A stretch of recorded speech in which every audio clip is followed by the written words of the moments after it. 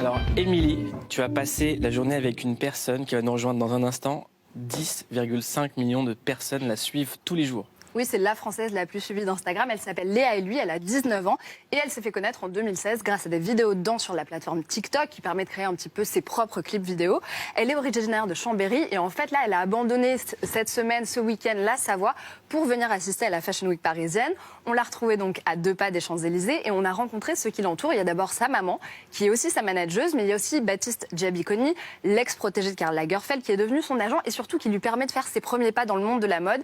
Et le plus important, on a rencontré sa communauté, ses fans avec lesquels elle entretient un lien très fort.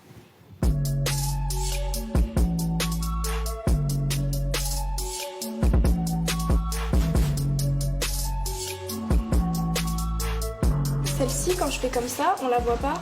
Alors que celle-là, elle est vraiment, Donc faut te laisser toute la bordure parce que tu les attaches souvent. J'ai envie, je peux pas justement. Bah si, on va pouvoir le faire. Pour moi, Léa, c'est un petit mix entre une américaine, une latinos, le chic parisien. C'est un petit mix de tout ça. Elle m'a fait penser à moi à mes débuts. Le succès qui est arrivé assez vite, ça peut parfois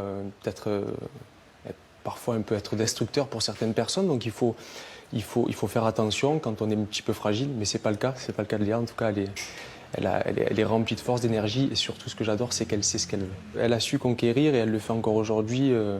Des millions de personnes qui la suivent, qui la soutiennent. On a envie d'être auprès de Léa, on a envie de savoir ce qu'elle fait, on s'attache à Léa.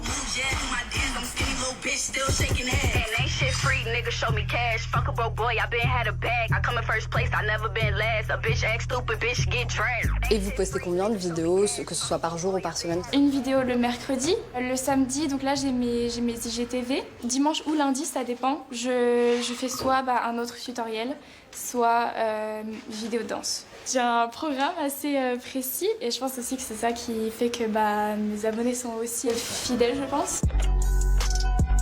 C'est la Golden Hour.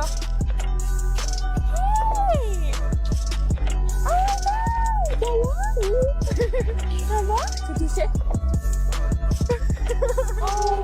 Qu'est-ce que vous aimez chez elle? Elle est vraiment simple. Elle aime bien faire du bien pour les autres. Elle est là pour nous.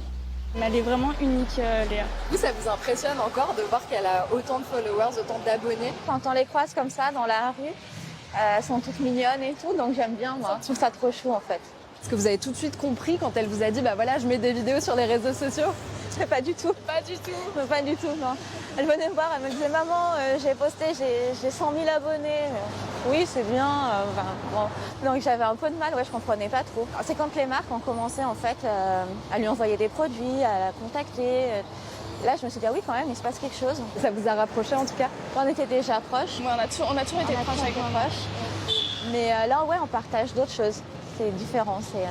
On partage plus, je pense, qu'une maman et une fille ordinaire. Ouais.